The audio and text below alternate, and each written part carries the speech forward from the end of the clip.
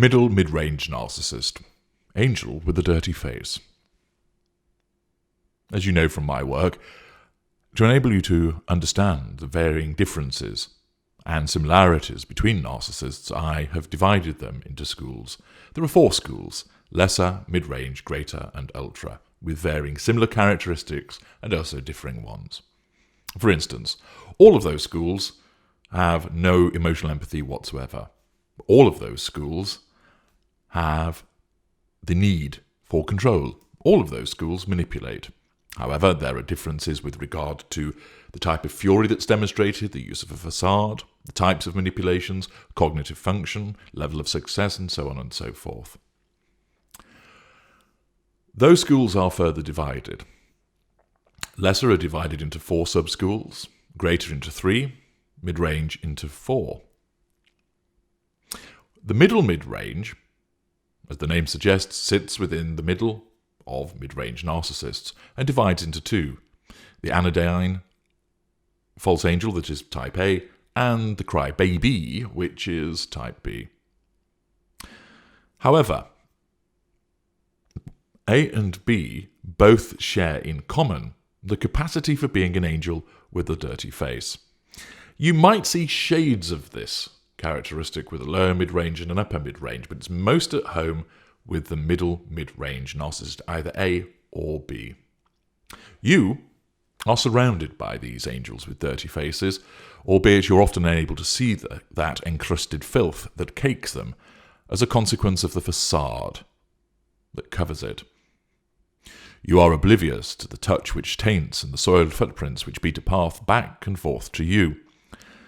These individuals manifest as the patient friend who listens to your tale of woe, the kindly physician with the twinkling eyes who resides at bedside manner, the soothing carer who chats to the elderly and infirm, the diligent charity worker, and the host of the site which professes to guide you, the victim, out of the maze of narcissistic abuse. The angel with the dirty face is a middle mid-range narcissist, for the most part, who is utterly convinced of their inherent goodness, and, moreover, they have an unquenchable desire for the world to know that they are a good person, that they care, that they understand. That is a differentiating factor towards an empath. Empaths don't need to shout about it. This facade of virtue and integrity is fundamental. It is how they truly believe they are, because this is what the world must know about them. It is not the quiet application of the nursery worker who looks upon those in her charge and smiles inwardly at a job being well done. It is not the sheepish looks of the diligent nurse when he is praised by grateful relatives.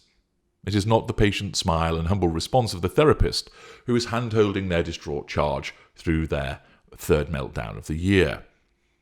The angel with the dirty face has a towering conviction that they are good, and you had better believe it, because if you do not, well, then that makes you a bad person. Why? Because you're threatening their control. The angel with the dirty face is certainly not the lesser of our kind. He doesn't have the capacity to emulate empathy at all. He doesn't care, and is not even configured to be able to even try to look as if he cares. He's too rudimentary and brutal, too caught up in attempting to satiate his own needs to bother looking outside of his own bubble of existence. He doesn't understand what it is to care, and nor is he capable of doing so. It's not the greater or the ultra of our kind. True enough, these masterful individuals will easily be able to mimic those expressions and words of concerns, and it's not beyond their occasional use, purely for the purpose of driving his or her agenda. But be known for this faked empathy? No, that disgusts the greater and the ultra. That type of narcissist does not wish to be seen as caring. That is for others to do. Their greatness comes from delivering, whether it is profit, great works of art, sensational film and literature, glorious rhetoric on the podium, lung-busting athletic records, mesmeric dance, intoxicating sexual congress, and so forth. The greater or the ultra wish to be known for pioneering achievement. The caring and the cuddling is beneath us. The angel with the dirty face is very much the preserve of the middle mid-range narcissist.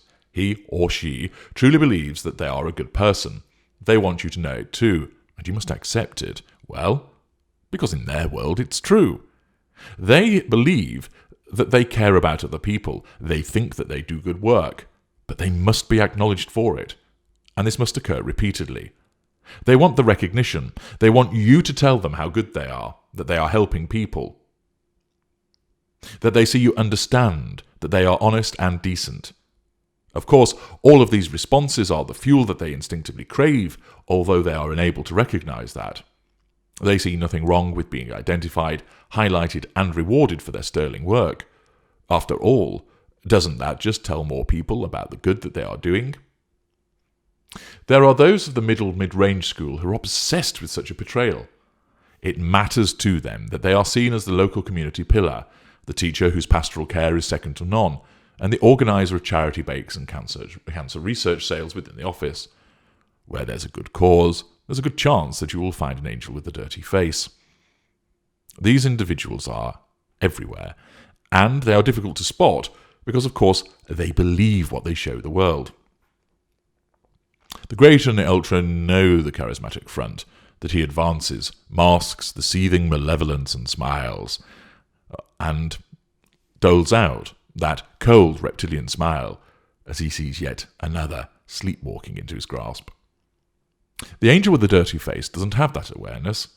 He or she has sufficient cognitive function to create the appearance of goodness, to appear to care, to put into effect what they believe themselves to be, and in so doing, this enables them to blend with considerable ease into all of you. The trusting nature of people, both normal and empathic alike, means that they will see no reason to doubt the apparent caring credentials of these people. What you see is what you get, right? Seeing is believing, yes? This person is caring, helpful, and good, so they must surely be that way. After all, who on earth would ever put on one front and behave in a different way? Yet, as you have come to recognize, not only is it our kind who do this, the depth of the front varies dependent upon the school of narcissist, but its frequency is far greater than people realize. So, how do you find the filth beneath the purity? How do you ascertain whether that person truly does feel that emotional empathy, is good of heart and mind, and is not just part of a facade or a veneer? There are two detergents which remove the masking facade and expose the dirt that lurks underneath. The first concerns recognition. As I mentioned earlier, the angel with the dirty face must have recognition. Recognition equates to fuel, equates to control. Watch what happens if you fail to acknowledge that person's contribution, or if you accord it to somebody else. An empathic individual may be hurt that their efforts have gone unrecognised, but they'll largely keep it to themselves, not wishing to be seen as churlish or attention-seeking. They may leave it to another to correct the error, but they certainly won't make a song and dance about being overlooked. Unsung hero is a medal that they are more than content to wear. Someone normal might be irked and may speak up, but they will not react to the failure to accord them sufficient acknowledgement for what they have done. Yet, the mid-ranger, who is the angel with the dirty face, who is not given recognition, will be unable to contain the effects of this wounding. The failure to praise them, credit them for their endeavours, acknowledge what a kind and wonderful person they are, results in them being wounded and threatens their control, and then this manifests through the ignition of fury. Since they are mid-range, this wounding manifests mainly as cold fury. Accordingly, you should watch out for 1. Complaining to other people as part of a protracted pity play. For example, I cannot believe that Mary forgot to thank me for my funding efforts. I mean, she knows I do this every year, and all I wanted was her to say thank you. That's not much to ask, is it? I didn't notice her bothering her backside to help out. 2. Sulking at the relevant event. 3. Giving a silent treatment to the person who has transgressed. 4. Passing passive-aggressive comments either on social media or in person. 5. Cajoling third parties to remind someone to recognise what the narcissist has been doing. 6. Refusing to offer further assistance until they receive an apology for the oversight. 7. Belittling the efforts of others in the same sphere. 8. Threatening to join a rival organisation. The nature of caring, empathising and demonstrating this goodness is, as I've witnessed, meant to be an understated endeavour, a vocation where the act itself is its own reward, which requires no standing ovation or repeated praise and lavish thanks. Recognition is not required. If it is provided, the empathic individual or normal person will graciously accept it, but it's not a concern if it isn't provided. Selfless individuals don't seek this recognition. But the middle mid-range angel with the dirty face must have it. And if they do not, you will know the reactions along the lines of those above, and the dirt begins to show. The second method of exposure is that of challenge. An empathic person recognizes that people have views and opinions, that it matters that they should be able to articulate them, and that they are not invalidated. I have learned much about this in my interactions with other people, and I am intrigued by their capacity to allow this. They will allow other people to state their case. They will advance their own, but recognize that the two can exist side by side. It is genuine tolerance.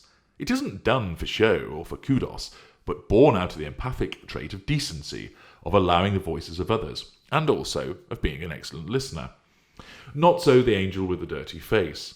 If you challenge their methodology of how they dispense their apparent care, if you disagree with their views, if you suggest there is a better way, you will then see the angelic coating recede, and the dirt beneath come very much to the fore. When challenged in this way, the angel with the dirty face feels their superiority attacked, and therefore, since they are a mid-range narcissist, in disguise, this attack on their perceived superiority challenges their sense of control, ignites their fury, and the attack must be repelled. Accordingly, watch out for the following. 1. Being smeared and bad-mouthed to third parties for your audacious criticism of the angel with the dirty face after all they have done, and just because you are jealous of what I do, and all I'm trying to do is help people, and this is how I'm treated. 2. Directing lieutenants and members of the coterie to attack the transgressor. This is especially evident in an online environment, where people will jump in on the accused and land blows on behalf of the mid-range narcissist. After all, he or she prefers others to be doing the dirty work. 3. Invalidating the view of the transgressor, and doing so without reference to any substantive point, but saying they are wrong because they are wrong. Almost like a child responding. 4. Going on the attack directly against the perceived transgressor. 5. Acting hurt and crestfallen. 6. Rolling out pity plays. 7.